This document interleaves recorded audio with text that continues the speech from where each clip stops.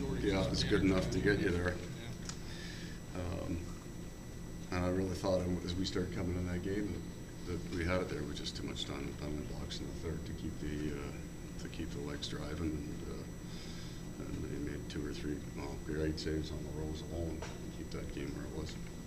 Giroux, another big night. Yeah, through the middle of the ice on the first one, I think that set us back for a good 5-6 minutes. Our gap was not good, and then I started chugging a little bit better, and then it was a much better game. I liked our game in the second half better than theirs.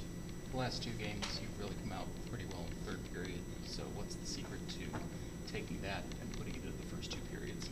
Well, I mean, we've talked about our third periods, and our first period, believe it or not, has been our strength all year, and hasn't the last 2 games. I think some of it has to do with too much room, too much respect for the other team's offense, and we give them room. Their offense looks great. We gave them too much room early. And like I said, when we got back to controlling the puck and doing things, we were much better in that game. It seemed like you played better in front of Boucher tonight than you have at any point during the season. Well, the Washington game, we were good. He was good. So, but the guys have confidence in Brian coming off the bench or starting the game. There's no lag or fear. He made some really good saves.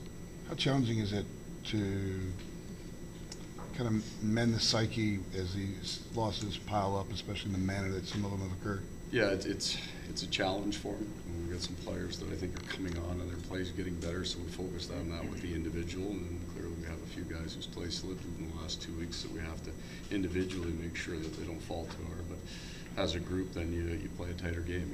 You play a little more nervous when the results haven't been good for you, and you've given up as many goals as we have, and we have to get off that because I think it causes a lot of it. The gap that we give, the room that we give, is the thing that we liked the most early on in the season about our game, was how tight we were playing.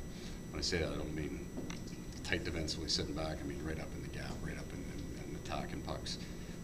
And that's the first thing that you see go when you lose that confidence. You give 2 feet ice that you can't give against that kind of offense.